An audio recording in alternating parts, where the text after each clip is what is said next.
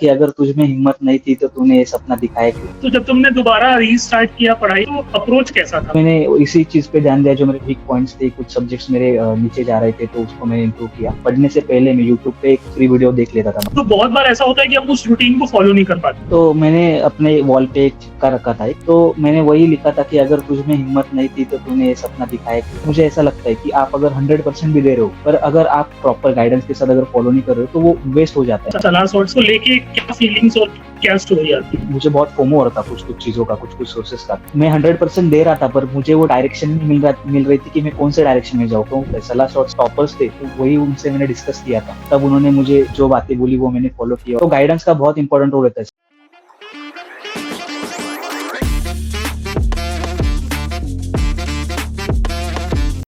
From All India rank 94,000 to All India rank 354 in NEET PG 2025. Meet Dr. Tejas. His story proves that the biggest myth is that NEET PG is too difficult. With the right strategy, consistency, and courage, Tejas transformed his journey into a dream rank. I'm Dr. Sagar Pushp, and in this series, we bring you the stories of doctors who refuse to give up. Today, let's listen to how Tejas cracked the code to success. So, hello, Dr. Tejas, how are you? Hello, I am fine. How are you sir? I'm also good. So let's start with you, your rank, your college attempt, and little bit about your journey so far. तो मेरा जो college था, तो मैं grand government medical college और sir जे hospital Mumbai से मेरा MBBS का यूजी हुआ है। उसके बाद में फिर मेरा जो पहला अटेम्प्ट था वो पिछले साल का था, जो मैंने इंटर्नशिप के साथ ही दिया था। तो इंटर्नशिप में मेरी उतनी पढ़ाई नहीं हुई थी, क्योंकि थोड़ी हेक्टिक रहती थी इंटर्नशिप। तो उसकी वजह से पिछले साल मेरा मेरा रैंक 94,000 आया था, जैसे कि आपने बताया। और फिर उसके बाद में मैंने फिर मतलब अच्छे से प्रिपेयर करना चालू कर दिया। थोड़े 10 दिन वगैरह मैंने अपने सीनियर से बात की कि कैसे इम्प्रूव हो सकता है, क्या कर सकते हैं। मेरे जो सीनियर से मैंने गाइडेंस लिया, और उसके उस पे मुझे ये पता चला कि मतलब मुझे जो भी करना है, मतलब जो प्रिपरेशन जो करना है, तो मुझे वो 100% के साथ ही करना पड़ेगा। तो उसके बाद में मैंने चालू किया, उन्होंने जो मेरे को बताया कि कैसे सोर्स करते हैं, कैसे अप्रोच तुमको लेके जाना है, तो उसके हिसाब से मैंने मेरी प्रिपरेशन जर्नी चालू कर दी। और फिर उसके बाद में अभी रिसेंटली जो एग्ज़ाम हुआ, तो उसमें मेरा 354 रैंक आया। वैसे तो इतना एक्सपेक्ट नहीं था कि मतलब 3 डिजिट में आएगा रैंक, 1000 तक तो मेरे को एक्सपेक्ट था। पर जब रिज़ल्ट आया तब वही सब शॉक में थे। मैं खुद शॉक शॉक में था। मैंने अपने भाई को बोला कि एक बार कंफर्म कर ले रिज़ल्ट की, मतलब मेरा ही रोल नंबर है कि नहीं। और उसके बाद में फिर सब लोग खुश है अभी। तो मतलब अभी रिजल्ट कुछ दिन पहले ही आया है, तो मैं बस वो जानना हम्म। चाहता हूँ कि जब वो रिजल्ट चेक कर रहे थे तो दिमाग में क्या चल रहा था, और जब रिजल्ट देखा तो क्या फील हुआ? वो मूवमेंट को एक तो बार एक्सप्रेस कर। हाँ, तो इस साल क्या हुआ था कि थोड़ा जो एग्जाम था वो थोड़ा मतलब ट्विस्टेड था। एक जो क्वेश्चन जो आए थे वो थोड़े ट्विस्टेड आए थे। तो मुझे ऐसा लग रहा था एग्जाम हॉल के बाहर आते कि मेरा जो मॉक में जो स्कोर आ रहा था, तो उससे मैं थोड़ा नीचे जा सकता हूँ। ऐसे ऐसा मुझे एग्जाम के बाहर आने के बाद पता चला, मतलब लग रहा था। पर जब मैंने जब लिस्ट ये किया, ओपन किया, और जब सर्च कर रहा था, तो वही माइंड में चल रहा था कि कितना आ सकता है, ज्यादा गिरना नहीं चाहिए, बस इतना ही मेरे माइंड में था कि मुझे जो ब्रांच चाहिए उसी तक मेरे को रैंक, मतलब मुझे रैंक चाहिए ऐसा। पर जब मैंने देखा कि 354 आया, तब वही कि घर वालों को बताया। घर वाले भी मतलब खुशी से ही वो रो ही पड़े, मतलब मम्मी तो रो ही पड़ी। और फिर उसके बाद में थोड़ा एक दो बार और कंफर्म किया कि यही मेरा रिजल्ट है कि नहीं।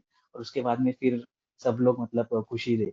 अच्छा, तो मतलब एक वो होता है ना कि अपन इंटर्नशिप के साथ मतलब जो रैंक आती है पिछले नीट पीजी में, कुछ लोग बहुत सीरियस ले लेते हैं। मतलब कि अगर हम सोचने लगते हैं, अरे यार, सेल्फ डाउट आने लग जाता है, अरे क्या मैं कर पाऊंगा या नहीं कर पाऊंगा, मैं तो इतना पीछे हूँ। तो जब तुमने दोबारा रीस्टार्ट किया पढ़ाई और ये सारी चीजें, तो अप्रोच कैसा था? मतलब क्या सोच के स्टार्ट किया? क्योंकि तुम्हारे अगल बगल वाले बहुत लोग ऐसे होंगे जिन्होंने अच्छा रैंक ला के निकाल भी लिया होगा, वो कॉलेज ज्वाइन कर रहे होंगे, पर तुम्हें बैठ के दोबारा प्रिपेयर करना पड़ रहा है। तो ये सब सोचते हुए मतलब तुमने कैसे अप्रोच बनाया और कैसे आगे बढ़े? वही जब रिजल्ट लगा पिछले साल, तो जैसी रैंक आई थी उसके हिसाब से तो मैंने सोचा था 10 दिन कि मैं कुछ नहीं करूंगा, मैं खुद पे ध्यान मतलब वर्क करूंगा कि मुझे एक्चुअली क्या करना है, मुझे फिर से नीट पीजी देनी है कि मुझे कुछ और ऑप्शन मतलब देखना पड़ेगा। तो फिर मैंने बहुत सारे सीनियर्स जो थे मेरे कॉलेज के, जिन्होंने मतलब पिछले साल ही उनका अटेम्प्ट था, तो उनसे बात की। मेरे जो इमीडिएट सीनियर्स थे उनसे बात की कि मैंने क्या करना चाहिए, क्या क्या ऑप्शंस रख सकता हूँ। तो सभी से मेरे को अल्टीमेटली एक ही रिस्पॉन्स आ रहा था कि तुम्हें फिर से प्रिपेयर करना ही पड़ेगा, क्योंकि ये सिर्फ एमबीबीएस से तुम्हें इतना सेटिस्फेक्शन नहीं मिलेगा। अगर तुम 3-4 साल बाद के आगे की अगर सोच रहे हो तो तुम्हें ऐसे तुम्हारे मन में आएगा ही कि तुम्हें एमडी एमएस करना चाहिए। तो अभी बेहतर अभी है कि तुम अभी से फ्रेश करो, मतलब अभी तुम्हारा फ्रेश माइंड है तो अभी तुम 100% दो, और उसी से जितना रैंक आएगा नेक्स्ट साल, तो उसमें तुमको जो ब्रांच चाहिए जो मिलेगी वो ले लेना। तो उसी माइंडसेट के साथ मैंने फिर प्रिपरेशन चालू किया। और स्टार्टिंग में तो मुझे इतना ये नहीं था कि मैं क्रेड जीटी लाना है। स्टार्टिंग में मेरा सिर्फ यही था कि मुझे जो ब्रांच चाहिए उसके हिसाब से मैंने लोअर लिमिट रखा था कि ये मुझे रैंक चाहिए। पर जैसे जैसे मैं प्रिपरेशन में आगे चलता गया, बहुत सारे वक्त ऐसा हुआ कि खुद पे बहुत सेल्फ डाउट होता था कि बीच में ही जीटी के स्कोर्स नीचे जा रहे थे और क्वेश्चन सॉल्व नहीं हो पा रहे थे। तो ऐसे सेल्फ डाउट होता है, सबके साथ ही होता है कि होगा कि नहीं, इतना एफर्ट डाल रहे तो। पर उस वक्त मैं अपने सीनियर्स को ही कॉल करता था कि सर ऐसा ऐसा हो रहा है मुझे।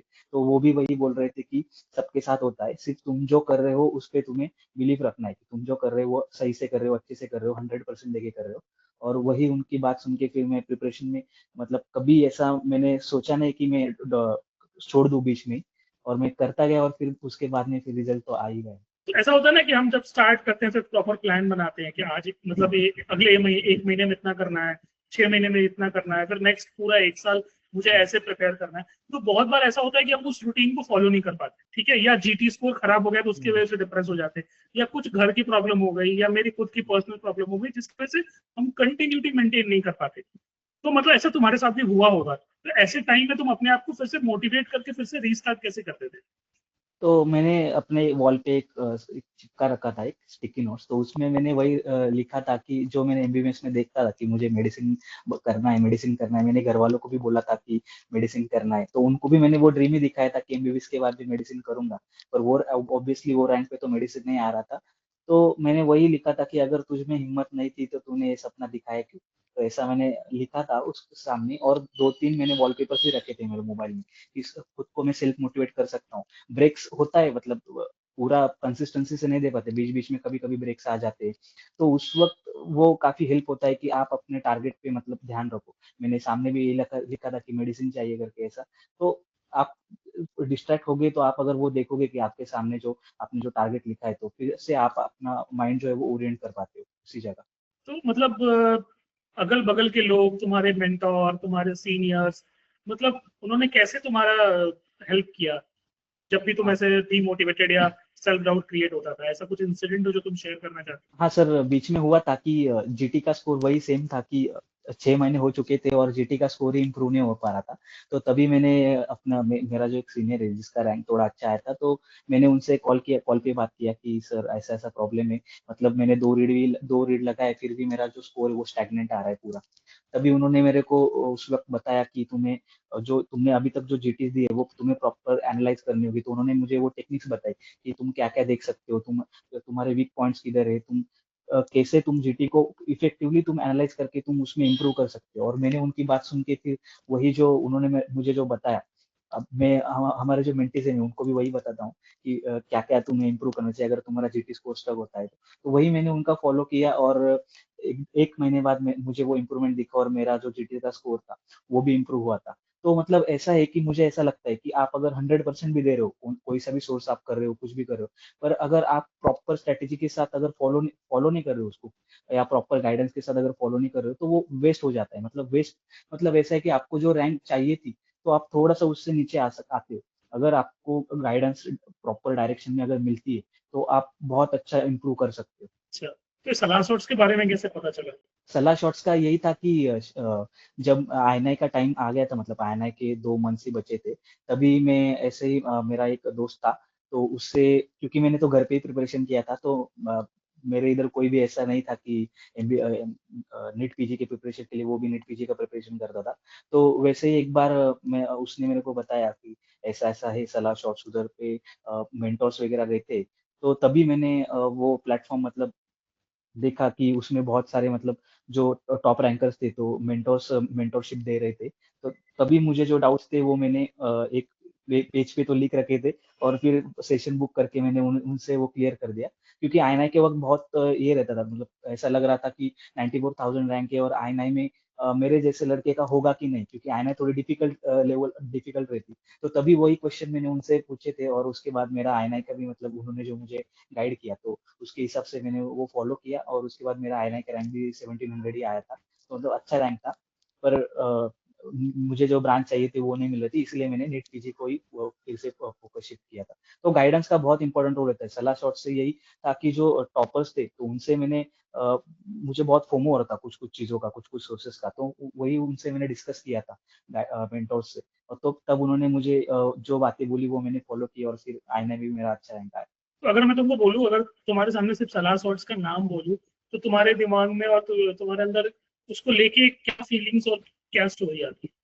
तो यही मैंने आपको पहले भी बताया कि मैं 100% दे रहा था, पर मुझे वो डायरेक्शन नहीं मिल रही थी कि मैं कौन से डायरेक्शन में जाऊँ। कि मेरे पास चार चार पांच ऑप्शंस थे कि मैं ये इस स्ट्रेटेजी से प्रिपरेशन कर सकता हूँ, इससे प्रिपरेशन कर सकता हूँ, यूट्यूब पे मैं वीडियोस देखता था। पर जब बात पर्सनल मेंटोरशिप की आती ना, तो आप सामने वाले को लाइव पूछ सकते हो आपके जो मन में डाउट्स है। तो उसकी वजह से मुझे क्या हुआ कि मैंने जो उनके उनके डाउट्स पूछे, तो मुझे एक प्रॉपर ऐसा एक एक ही मतलब ये मिला कि डायरेक्शन की मुझे इस तरफ ही फॉलो करना है। और उसी की वजह से मेरे बहुत सारे मतलब जो हर्डल्स थे वो क्लियर हो गए थे, कि बहुत सारे डाउट्स थे मेरे मन में। यही फोमो था मुझे बहुत सारे रिसोर्सेज का, तो वही डाउट्स मेरे क्लियर हो गए। और फिर ये तो इम्पोर्टेंट ही है मतलब। तो अगर तुमसे पूछा जाए कि ऐसे एक एक कॉमन प्रॉब्लम होती है जो हर नीट पीजी एस्पिरेंट्स के साथ होती है, उनका जीटी स्कोर स्टक हो जाता है, प्लेट्यू आ जाता है, तो इसको तुमने कैसे हैंडल किया, और फिर एक प्रॉपर मतलब एक जगह स्टक होने के बाद से फिर कैसे आगे बढ़े? तो जीटी का वही था कि आपका सब मतलब सबका जीटी का स्कोर सेकेंड ईयर में स्टैग्नेंट होता है। तो मैं वही बोलना चाहूंगा कि आपको आपको बैठ के देखना है कि आपकी मिस्टेक्स किधर हुई जीटी में। बहुत सारे लोगों की सिली मिस्टेक हो जाती है, बहुत सारे लोगों को फैक्चुअल क्वेश्चंस याद नहीं रहते। तो आप उसके हिसाब से आपका जो प्रिपरेशन है वो चेंज कर सकते हो, मतलब तुम्हें वो मॉडिफाई करना पड़ेगा। और ये सब मुझे जब पता चला जब मैंने मेरे सीनियर से बात की कि तुम्हें जीटी का भी एनालिसिस अच्छे से करना होता है। तब मैंने इसी चीज पे ध्यान दिया, जो मेरे वीक पॉइंट्स थे कि कुछ सब्जेक्ट्स मेरे नीचे जा रहे थे, तो उसको मैंने इम्प्रूव किया।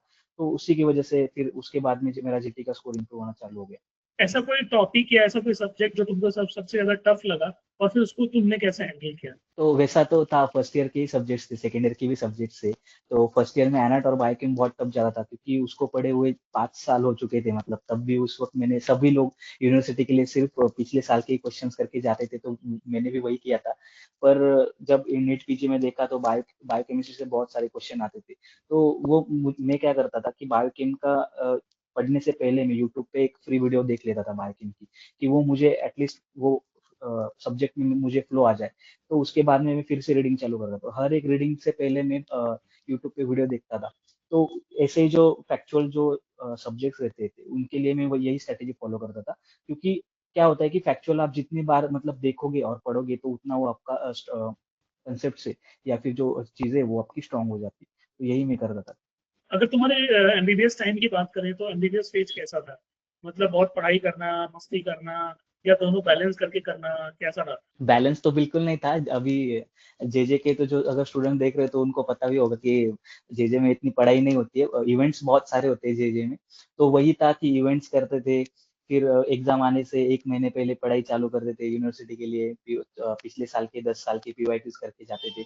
तो ऐसा ही था, मतलब एवरेज ही स्टूडेंट्स था मैं, कि ऐसा कुछ नहीं कि मैं स्टैंडर्ड बुक्स पढ़ा हूँ, मेन नोट्स मेन वीडियोस किया हूँ, ऐसा कुछ नहीं था। जो मैं कर रहा था यूनिवर्सिटी के एग्जाम के लिए कर रहा था। ऐसा कभी मैंने सोचा नहीं कि मैं नेट पीजी के लिए प्रिपरेशन करूंगा। वो तो मैंने इंटर्नशिप के बाद में ही चालू किया, जब मैंने सीनियर से बात किया वगैरह कि कैसा है। तब तक तो मुझे पता भी नहीं था कि नेट पीजी के लिए प्रिपरेशन कैसे करना है। जब मेरा पिछले साल का स्कोर आया, तो उसके बाद ही मैंने सीनियर से बात की कि आप मुझे गाइड करो, हेल्प करो कि मैं कैसे इसको मतलब। क्योंकि कैसा है कि यूनिवर्सिटी की एग्जाम्स और नीट पीजी एमसीक्यू की स्ट्रेटेजी पूरी अलग रहती है। तो उसी की वजह से मैंने मतलब वही सोच रख के मैंने चालू किया फिर नीट पीजी का, कि वो अलग एग्जाम है, तो उसके लिए तुम्हें 19 सब्जेक्ट एक साथ पढ़ने होते हैं। यूनिवर्सिटी में वैसा नहीं होता है। उस साल का स्पेसिफिक जो भी मतलब सब्जेक्ट है, आपको उसी के बारे में पढ़ना है। तो वो थोड़ा इजी रहता है।